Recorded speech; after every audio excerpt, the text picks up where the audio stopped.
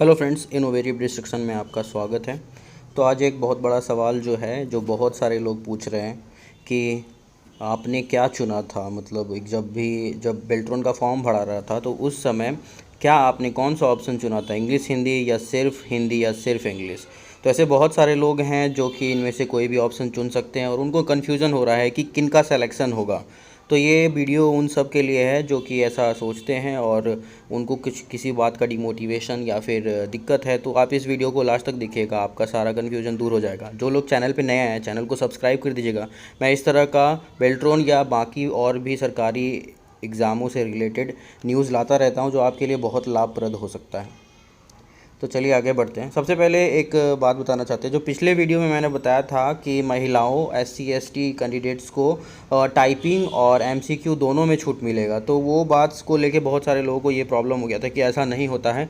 तो ये बात देखिए, जो भी चीज़ होने वाला है वो तो नोटिफिकेशन को देख के ही होगा। नोटिफिकेशन में ये देखिए, ये वाला जो आपका बिंदु है, इस बिंदु को अगर आप ध्यान से देखिए तो यहाँ पर लिखा हुआ है निर्धारित दक्षता स्तर पर महिलाओं, अनुसूचित जनजाति और अभ्यर्थियों को प्रत्येक स्तर पर, ये इंपॉर्टेंट बात है, इसको ध्यान में कोई नहीं रख रहा। प्रत्येक स्तर पर मतलब हर स्तर पर हर स्तर पर क्या है, तो इस एग्ज़ाम का क्या क्या स्तर है। तो पहला स्तर है कि MCQ, दूसरा है टाइपिंग। ये दोनों पे नंबर मिल रहा है ना। तो वहाँ पे देखिए, टाइपिंग में 50% का आपका पासिंग है, तो 30 नंबर पे पासिंग है, तो महिलाओं को उसमें भी तो छूट मिलेगा, तो वो 27 नंबर हो जाता है।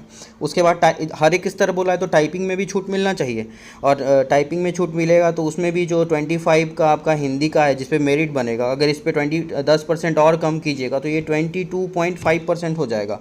तो महिलाओं को और SC ST कैंडिडेटों को ये टाइपिंग में भी छूट मिलना चाहिए, क्योंकि ये नोटिफिकेशन में लिखा हुआ है। अब क्या होगा वो बात की बात है, लेकिन ये नोटिफिकेशन में है। अगर कुछ नहीं होता है, जो नोटिफिकेशन में जो लिखा हुआ है उसके हिसाब से अगर नहीं होता है तो बहुत सारे लोग कोई उचित कदम या फिर उठा सकते हैं। तो ये मैंने क्लियर कर दिया। हो सकता है कि आप लोग जो भी इससे रिलेटेड जिनको प्रॉब्लम होगा उनका क्लियर हो गया होगा। चलिए आप देखते हैं ये कि इंग्लिश हिंदी और सिर्फ इंग्लिश का तो जो चुना हुआ है। तो सबसे पहला बात है कि बहुत सारे लोग जो हिंदी और इंग्लिश चुन लिए हैं, लेकिन उनका एक ही टाइपिंग अच्छा है। बहुत सारे लोगों का इंग्लिश ही अच्छा, ज़्यादातर लोगों का, और कुछ लोग ऐसे भी हैं जिनका कि सिर्फ हिंदी अच्छा है। तो ये थोड़ी प्रॉब्लम की बात है, क्योंकि उन्होंने दोनों चुना है तो टाइपिंग तो उन्हें दोनों का देना पड़ेगा। तो दोनों का टाइपिंग जब देंगे और अगर एक में फेल कर जाते हैं तो क्या उनका रिजल्ट बनेगा या नहीं बनेगा। तो 100% रिजल्ट बनेगा। जो भी इंग्लिश हिंदी दोनों चुने हैं, एक्चुअली में जो ने हिंदी और इंग्लिश दोनों चुने हैं उनके पास दो चांसेस हैं।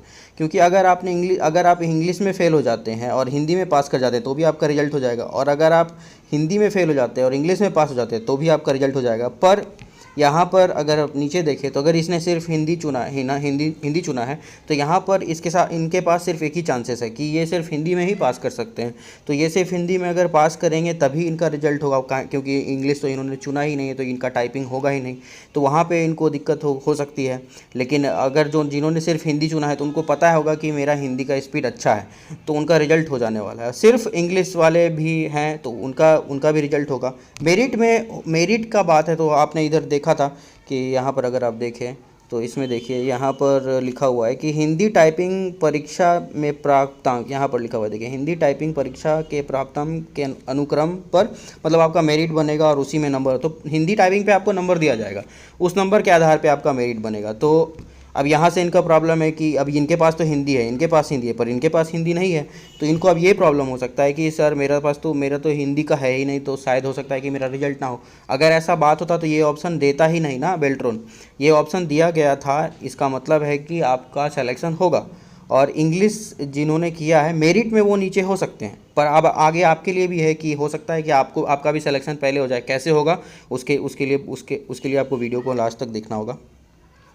तो ये सारी बातें हो गई कि सिर्फ हिंदी इंग्लिश का क्या है। तो जो हिंदी चुने हैं उनका तो कोई दिक्कत ही नहीं है, उनका बस एक ही एग्ज़ाम है और वो एक ही टाइपिंग करेंगे और इसी में अच्छा कर लेंगे तो इनका मेरिट भी अच्छा बन जाएगा, तो फर्स्ट पैनल में नाम आ सकता है।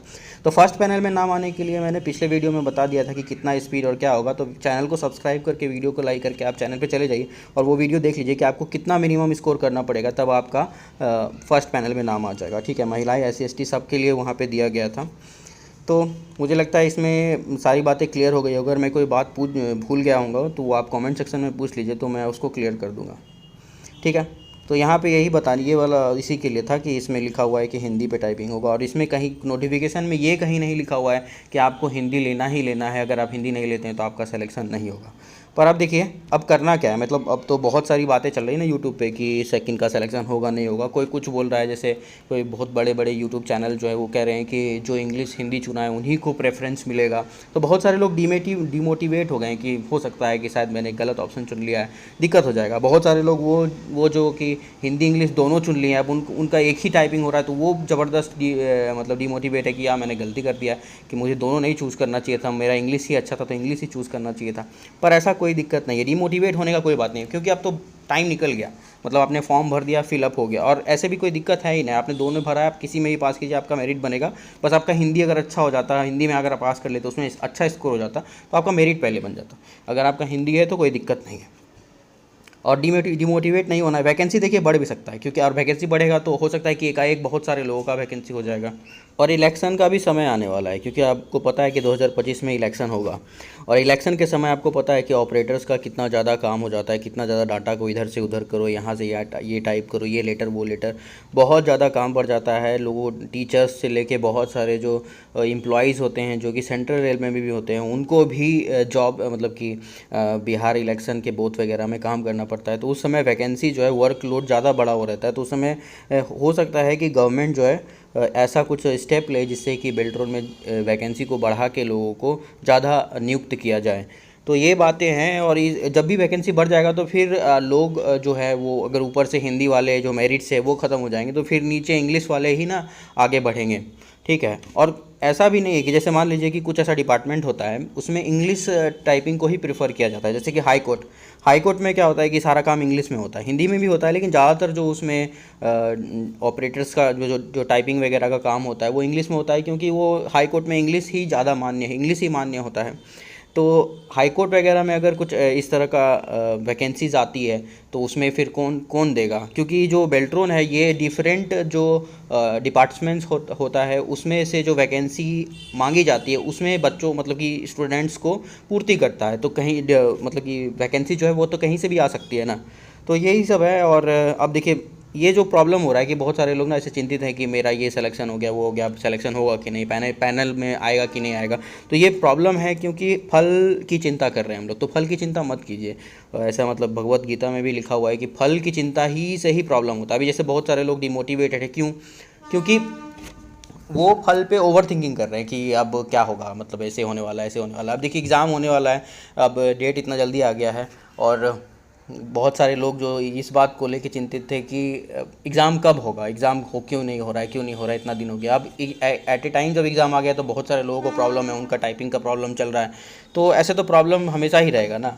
आप आप क्या कर सकते हैं, आप जिस आपके हाथ में जो कंट्रोल है बस उसी पे आप ध्यान रखिए। आप कहाँ पे आप जैसे कि वैकेंसी क्या होगा इस पे आपका कंट्रोल नहीं है, आपका कंट्रोल है कि आप एग्ज़ाम कैसे अच्छा से दे सकते हैं, आप कैसे टाइपिंग पे जाके अच्छा टाइपिंग कर सकते हैं और ज़्यादा नंबर ला सकते हैं, तो आपका पैनल में नाम आ सकता है। वैकेंसी क्या होगा, बेल्ट्रॉन क्या करेगी, इसमें आपका कंट्रोल नहीं है, तो उसमें ज़्यादा चिंता करना ही नहीं है, उसमें ज़्यादा ओवर थिंक करना ही नहीं है। बस आपका काम है कि एग्ज़ाम अच्छे से देना बिना किसी चिंता के। चिंता तभी कम होगा जब आप ये इस बात को सोचना बंद कर दिएगा कि एग्ज़ाम देने के बाद मेरा जॉब लगेगा कि नहीं लगेगा। दोनों चीज़ नहीं सोचना है, कि लगेगा भी नहीं सोचना है, नहीं लगेगा भी नहीं सोचना। बस आपका काम अभी इतना ही है, एग्ज़ाम देना है, बस एग्ज़ाम दीजिए। तो हो सकता है कि मैंने आपके सारे प्रॉब्लम्स या फिर जो भी आपका कन्फ्यूज़न होगा उसका सॉल्यूशन किया होगा। अगर कुछ भी अभी बचा हुआ है इस वीडियो में नहीं मिला है तो आप कमेंट सेक्शन में पूछिए, मैं उसको सॉल्व करने का कोशिश करूँगा। और चैनल पे जो नया है चैनल को सब्सक्राइब कर दीजिए, वीडियो को शेयर कर दीजिए अपने दोस्तों के पास और लाइक कर दीजिएगा। चलिए धन्यवाद।